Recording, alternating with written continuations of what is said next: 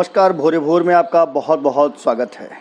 आपने सुना होगा कि 2019 के चुनाव से पहले केंद्र सरकार ने एक सर्जिकल स्ट्राइक किया था और उस सर्जिकल स्ट्राइक ने पूरे देश में एक अलग तरह का माहौल बना दिया था, राष्ट्रभक्ति जगा दी थी और जिसको लेकर के कहीं ना कहीं भारत की जनता ने प्रधानमंत्री नरेंद्र मोदी को एक बार फिर से मौका दे दिया था। बिल्कुल वैसा ही सर्जिकल स्ट्राइक ही कहा जाए इसको। और जो उनके बिहार के राजनीतिक दल हैं या फिर बिहार की राजनीति को जानने वाले लोग हैं, वो कह रहे हैं कि नीतीश कुमार का भी सर्जिकल स्ट्राइक 2020 के चुनाव से पहले शुरू हो चुका है, पर उनका सर्जिकल स्ट्राइक जो है अपने ही सहयोगी दलों पर शुरू हो चुका है। अब की बार उनका सर्जिकल स्ट्राइक अपने ही सबसे बड़े प्रबल समर्थक और जिन्होंने उन्हें कप्तान बनाया, भारतीय जनता पार्टी पर कर दिया है। वैसे तो आप जानते हैं कि बिहार में तबादला को भी, अधिकारियों के जो तबादले होते हैं उसे भी कहा जाता है कि एक उद्योग है और इससे नेतागण और मंत्रीगण पैसे उगाही करते हैं। खैर, इस बात में कितनी सच्चाई है ये तो अलग बात है, पर मुख्यमंत्री नीतीश कुमार लाख दावे करें कि सूबे में सुशासन का राज है, लेकिन हकीकत यही है कि यहाँ भ्रष्टाचार पूरे सवाब पर है। बिहार में जेडीयू और बीजेपी की गठबंधन वाली सरकार, जिसे एनडीए गठबंधन की सरकार कहा जाता है, डबल इंजन की सरकार कहा जाता है, और नीतीश कुमार के नेतृत्व में चल रहा है, इस सरकार पर लगातार विपक्ष हमले कर रहा है और उन पर अलग अलग तरह से घोटाले और गड़बड़ियों का आंकड़ा भी दे रहा है। बिहार सरकार बीजेपी कोटे के विभागों पर अब सर्जिकल स्ट्राइक करने लगी है। इस बात को लेकर के चर्चा बड़ी जोर पर है। कहा यह जा रहा है कि आखिर इन सब के बावजूद बीजेपी चुप्पी क्यों साधे हुए है। जेडीयू कोटे वाले एक विभाग में हाल में हुए स्थानांतरण में भी नियमों का तार तार किया गया और बड़े स्तर पर लेन देन की बात सामने आई है। इस बात को लेकर के हंगामा भी जबरदस्त हो रहा है। सरकार तक भी यह बात पहुंची, लेकिन मुख्यमंत्री नीतीश कुमार की पार्टी के खाते में परिवहन विभाग है और इसीलिए कहा जा रहा है कि वो मौन रहे। अब बड़ा सवाल यही खड़ा हो रहा है कि क्या बिहार की सरकार गैरों पर सितम और अपनों पे, अब समझ ही रहे हैं कि क्या कुछ हो रहा है।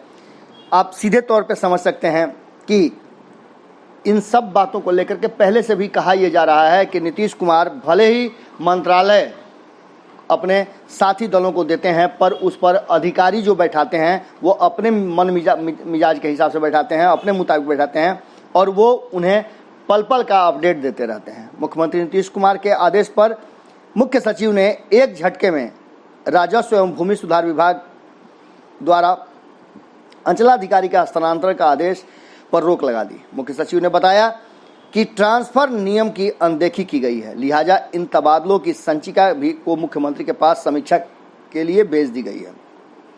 आपको बता दें कि राम नारायण मंडल इस विभाग के मंत्री हैं। इससे पहले आपको बता दें कि चुनाव को लेकर के आयोग ने साफ तौर पे कहा था कि लंबे समय से एक जगह जमे हुए अधिकारियों का जल्दी से जल्दी तबादला कर दिया जाए।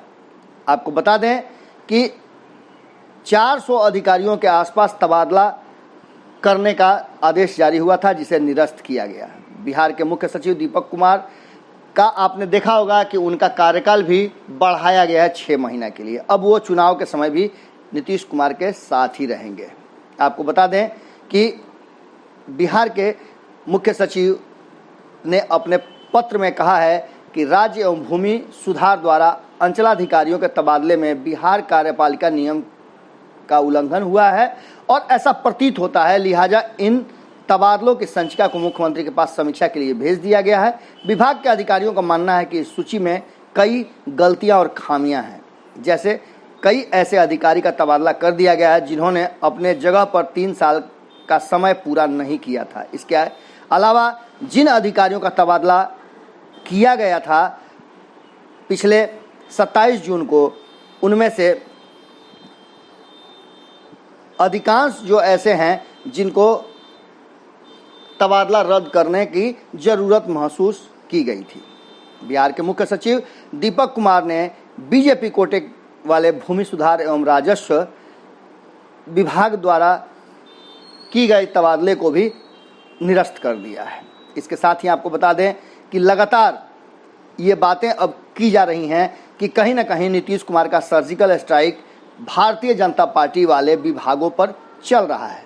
परिवहन विभाग द्वारा किए गए स्थानांतरण को लेकर के जो जानकारी आई उसको निरस्त कर दिया गया। वहीं परिवहन विभाग के डीटीओ और अन्य एमवीआई के स्थानांतरण में नियमों का पालन नहीं हुआ है, इसका भी हवाला दिया जा रहा है। 3 साल के पहले ही कई अधिकारियों को हटा दिया गया, ये भी बातें कही जा रही हैं। वहीं मनचाही पोस्टिंग दी गई और 1 हफ्ते में ही एक एमवीआई को 2 बार स्थानांतरित किया गया, ये बातें भी कहीं ना कहीं संदेह पैदा करती हैं।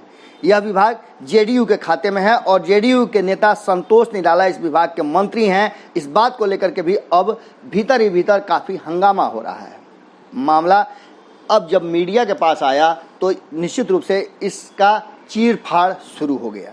आपको बता दें कि सरकार इस पर कोई जवाब देने के लिए तैयार नहीं है। वहीं कहा यह जा रहा है कि एक बड़ा सवाल ये भी है कि आखिर बीजेपी कोटी वाले विभाग पर तो सरकार की तरफ सर्जिकल स्ट्राइक हो रहा है, पर जेडीयू वाले विभाग पर उनकी मेहरबानी क्यों हो रही है।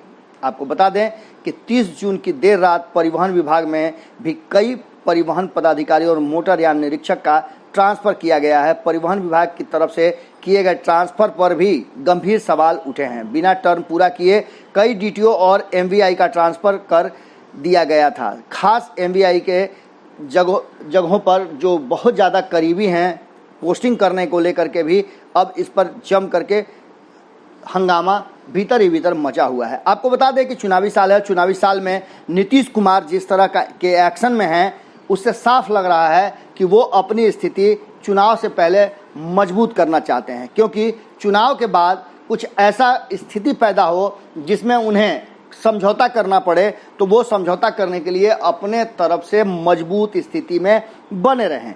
अब उनके इस तबादलों को लेकर के, जहां तबादले के लिए तो चुनाव आयोग और अन्य कारणों से किया गया था, पर हमले लगातार जारी हैं और इसमें भी एक बड़ा खेल चल रहा है। इस पर लगातार विपक्ष सवाल खड़े कर रहा है। अब देखने वाली बात ये होगी कि जो 20 जून को स्थानांतरण आदेश दिया गया था उसमें बहुत सारे लोगों को पदस्थापित करने और वापस बुलाने की बात चल रही है। खास करके बड़ा घालमेल जो है वो परिवहन विभाग में देखने को मिल रहा है और स्थानांतरण आदेश में समस्तीपुर के पदस्थापित एमवीआई राकेश रंजन को गोपालगंज ट्रांसफर कर दिया गया था, लेकिन ये साहब वहां नहीं गए। परिवहन विभाग ने जब उन्हें नए जिला में पदस्थापित किया है, साथ ही एक जिला उन्हें और भी दिया गया है, तो आप समझ सकते हैं कि ये कितने करीबी होंगे। विभाग की तरफ से जारी आदेश में कहा गया है कि राकेश रंजन अब गोपालगंज नहीं बल्कि रोहतास में पदस्थापित होंगे। साथ ही बक्सर जिला भी उनके अतिरिक्त प्रभार में होगा। अब आप समझ सकते हैं कि ये साहब कितने ज़्यादा उनके करीबी होंगे, जिस पर लगातार विपक्ष सवाल खड़े कर रहा है। ऐसे और भी कई अधिकारी हैं जिन्हें मनचाही पोस्टिंग दी जा रही है। वहीं अगर बात करें तो सबसे बड़ा ध्यान जो है वो भारतीय जनता पार्टी के कोटे वाले विभागों पर अटका हुआ है। आपको बता दें कि लगातार सरकार अपने ही इधर पिछले कुछ महीनों से आपने देखा होगा तो नीतीश कुमार अपने ही आदेश को बार बार निरस्त करते हैं और बदलने के लिए मजबूर और बाध्य हो जाते हैं। अब चुनावी साल है, चुनावी साल को लेकर के नीतीश कुमार निशाने पर हैं। हालांकि ये परिवहन विभाग तक का मामला जब उजागर हुआ है, ऐसे कई विभाग हैं जिनमें इस तरह का लगातार घालमेल चल रहा है। इन सब बातों को लेकर के जहां एक तरफ आपने देखा होगा कि बहुत पहले से विरोधी जो हैं वो आरसीपी टैक्स की बात कर रहे हैं और आपको पता है कि आरसीपी सिंह फिर से फुल एक्शन मोड में आ गए हैं। नीतीश कुमार के करीबियों में आरसीपी सिंह का सबसे ऊपर नाम है। आपको बता दें कि इन सब बातों को लेकर के लगातार विपक्ष हमलावर है और वहीं भारतीय जनता पार्टी ये सब कुछ होता हुआ चुपचाप देख रही है। हालांकि भारतीय जनता पार्टी के जो हार्डकोर नेता थे उनमें भी बिल्कुल एकदम चीर शांति समाई हुई है। आपने देखा होगा कि नीतीश कुमार के प्रबल विरोध का स्वर उठाने वाले नेता भी आजकल बिल्कुल चुप हैं। चुनाव है और चुनाव में जो पार्टी का निर्देश है उसे तो पालन करना ही है, लेकिन जो स्थितियां हैं वो ये कह रही हैं कि आखिर भारतीय जनता पार्टी कितना ज़्यादा मजबूर होगी और बार बार समझौता भारतीय जनता पार्टी क्यों करना चाहती है नीतीश कुमार के सामने। एक तरफ जहां विपक्ष नीतीश कुमार को लगातार अपने टारगेट में लिए हुए है और इन तबादलों को लेकर के एक बड़े खेल की बात कर रहा है, इससे चुनाव को भी प्रभावित कराने की साजिश कह रहा है, वहीं दूसरी तरफ भारतीय जनता पार्टी के ऊपर किए गए नीतीश कुमार के सर्जिकल स्ट्राइक ने साफ कर दिया है कि कहीं ना कहीं वो भारतीय जनता पार्टी को अपने गिरफ्त में रखना चाहते हैं और समझौता के समय भारतीय जनता पार्टी इधर से उधर न हो, ये वो खासा ख्याल रखना चाहते हैं। इसमें निश्चित रूप से उनकी सहमति उनके परम प्रिय मित्र सुशील मोदी की जरूर होगी, क्योंकि सुशील मोदी और नीतीश कुमार एक लंबे समय से एक साथ चल रहे हैं।